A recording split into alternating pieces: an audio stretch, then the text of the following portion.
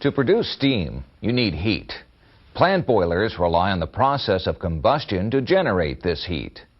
To generate heat and produce steam efficiently, boilers need the proper combustion equipment, devices like burners and stokers. Safe and cost-effective steam production also requires careful control of the various boiler flow paths. For example, boiler operators need to monitor and control air, water, and steam flow. The main function of all burners is the same: to inject a mixture of fuel and air into the boiler's combustion area. Burners are used with fuels that mix easily with air, such as natural gas, oil, or pulverized coal. This burner, for example, is a typical gas burner. It uses dampers or registers to regulate the amount of air entering the burner. Pipes called spuds inject natural gas into the boiler. This is an impeller. It's basically a stationary plate with openings, or vanes, that cause the air to swirl around and thoroughly mix with the gas. An igniter starts the gas-air mixture burning. This one has a sparking device that uses electrical current to create a spark across a pair of electrodes. The spark ignites the gas-air mixture. As it burns, it provides heat for the boiler. Like all fuel burners, oil burners provide a means to mix fuel and air for combustion. But there are some important ways in which oil burners are unique. This shows the major parts of a typical oil burner. Dampers control airflow into the burner. This is an impeller. It's basically a stationary plate with openings or vanes that cause the air to swirl around and thoroughly mix with the oil. Since oil's a liquid, it has to be changed into a mist or atomized before it can mix well with air and burn. This example is a mechanical atomizer. Mechanical atomizers depend on the pressure of oil passing through a nozzle to produce a fine mist. Fuel entering the atomizer flows to a sprayer head. The oil is forced through the nozzle, which breaks the oil into droplets. The droplets are sprayed into the combustion area in the form of a fine mist. Here's a type of atomizer that can use either steam or air to atomize oil. Steam or air flows through a tube and then to a nozzle in the sprayer head. Oil is supplied through the atomizer to the sprayer head, which directs the oil into the path of the high-velocity steam or air. This breaks the oil into a fog-like mist as it enters the combustion area. This action makes the oil easier to ignite and burn. To start the oil mist burning, there's an igniter. This igniter consists of a sparking device and a separate atomizer which serves as a pilot for the burner. A small amount of oil is sent to the igniter atomizer. The oil flows through a nozzle, which creates the mist. The spark ignites the oil mist. After a flame is established at the igniter, oil flow to the main atomizer is started, producing an oil mist.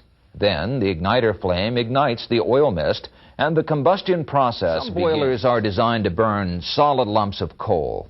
A device that supplies and burns lumps of coal is called a stoker. Stokers can also burn wood chips or other solid fuels as well. This stoker has a series of grates to hold the coal. A drive mechanism moves the grates through the combustion area of the boiler. The coal is stored in a hopper. A gate controls the amount of coal fed to the grates. As the coal moves along, air is forced up through the grates to provide the oxygen needed for combustion. The burning coal moves through the boiler's combustion area and supplies the heat needed to produce steam in the tubes surrounding the combustion area. Coal ash falls off the grates into an ash bin. In this topic, we saw the major types of boiler combustion equipment. We looked at gas burners, oil burners, and stokers. Let's take a minute now to try some practice questions. This burner, for example, is a typical gas burner. It uses dampers or registers to regulate the amount of air entering the burner. Pipes called spuds inject natural gas into the boiler. The airflow into a boiler provides oxygen for combustion.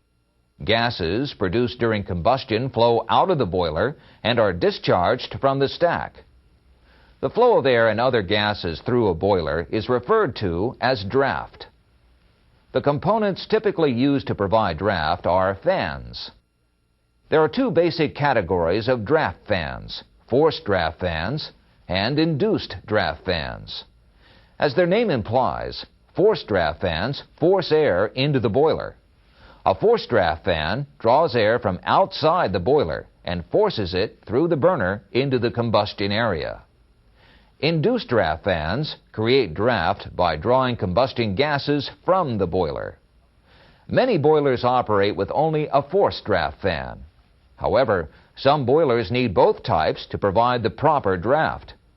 For example, in this boiler, the forced draft fan supplies air to the burner. Then, the induced draft fan draws out the hot combustion gases. The demand for steam from a boiler is called boiler load or steam load. When boiler load increases, more fuel must be burned to produce more steam. When boiler load decreases, less fuel must be burned. Changes in boiler load also require changes in the airflow to the boiler.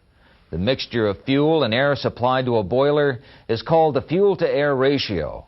It's important to maintain the proper fuel-to-air ratio to avoid combustion problems.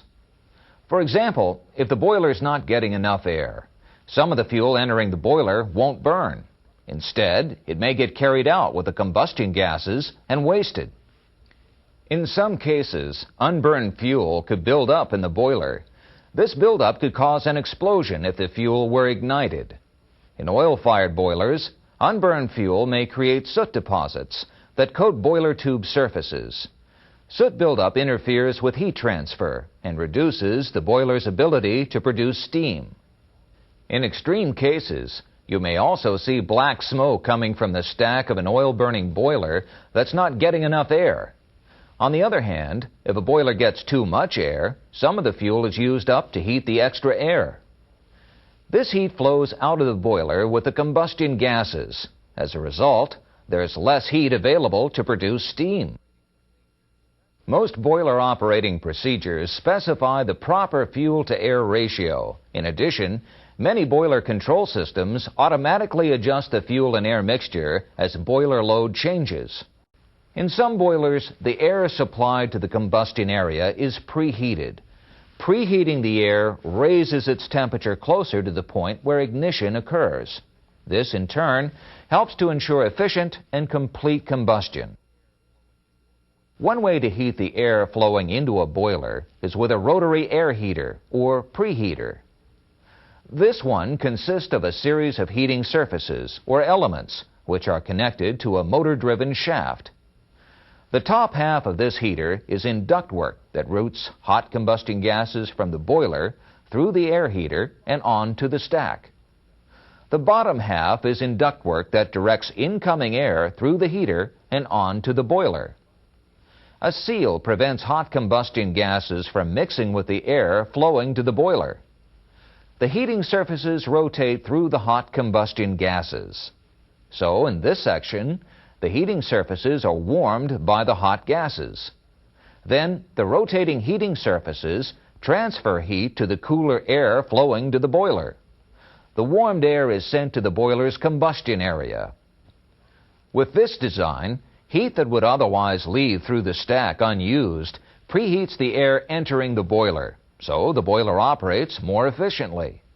The mixture of fuel and air supplied to a boiler is called the fuel-to-air ratio. It's important to maintain the proper fuel-to-air ratio to avoid combustion problems. For example, if the boiler is not getting enough air, some of the fuel entering the boiler won't burn. Instead, it may get carried out with the combustion gases and wasted. In some cases, unburned fuel could build up in the boiler. This buildup could cause an explosion if the fuel were ignited. One way to heat the air flowing into a boiler is with a rotary air heater, or preheater. For a boiler to produce steam, water has to flow through the boiler properly. One way to provide water flow in a boiler is by a process called natural circulation. This simplified water tube boiler illustrates how it works. The boiler has two drums. The upper drum is sometimes called a steam drum. and the lower drum is often called a mud drum. There's also a series of water tubes called risers, which carry a steam-water mixture to the steam drum. And this one has a downcomer, which carries water from the steam drum to the mud drum. Boilers normally have several downcomers. In addition, there's a feed water inlet and a steam outlet. The water tubes in the lower drum are filled with water. The steam drum is only partially filled. There's enough space in the steam drum to allow steam to collect. As combustion occurs, the water tubes that surround the combustion area heat up. As heat is transferred to the water in these tubes, the water becomes less dense and lighter than the cooler water elsewhere in the boiler. Some of this water turns to steam. As a result, the heavier, cooler water flows downward into the lower drum, and the lighter steam water mixture flows into the steam drum. Then, as the cooler water is heated, it too becomes lighter. It rises to the steam drum and is replaced by cooler, denser water. The steam flows to the plant through the steam outlet, and the water level is maintained by the water flowing through the feed water inlet. As long as combustion takes place, natural circulation continues.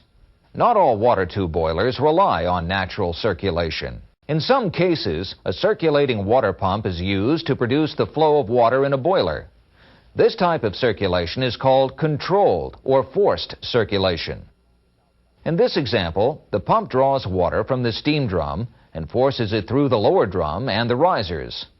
As the water in the risers is heated, a steam-water mixture is produced. Water from the pump forces the steam-water mixture into the steam drum. If the pump circulates the water through the drums and the tubes, the boiler will operate as it's supposed to. Hypothetically, though, if the pump stops, the water will no longer circulate properly, and the boiler could boil dry and become damaged. To make sure there is proper water flow, most controlled circulation boilers use 2 or more pumps. So, even if one pump stops, the other pump will provide enough circulation to prevent damage to the tubes. With this type of water tube boiler, water circulation depends on the differences in density between water and steam. Mechanical devices, such as pumps, are not needed. This method of circulation is called natural circulation.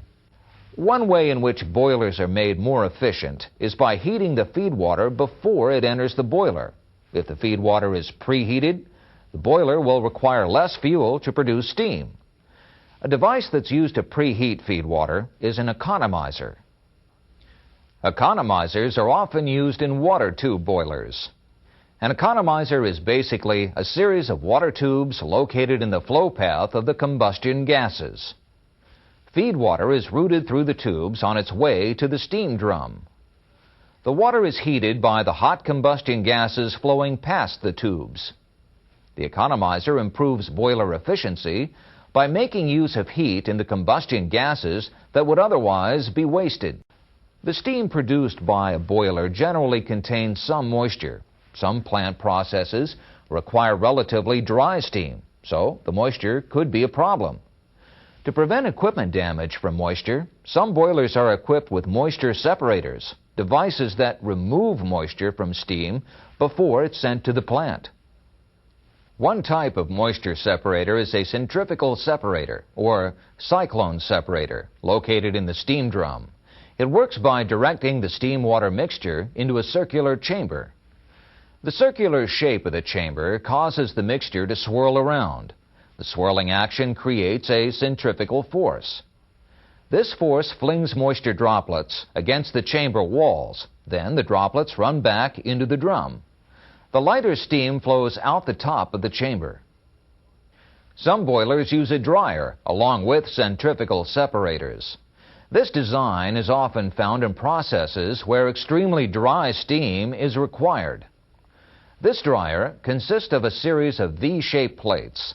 The steam flowing through them has to make several changes in direction. The water droplets can't change direction as easily as the steam, so most of the droplets separate and drip back into the drum. The steam flows through the dryer and onto the plant. One type of moisture separator is a centrifugal separator, or cyclone separator, located in the steam drum. It works by directing the steam-water mixture into a circular chamber. The circular shape of the chamber causes the mixture to swirl around. The swirling action creates a centrifugal force. This force flings moisture droplets against the chamber walls. Then the droplets run back into the drum. The lighter steam flows out the top of the chamber.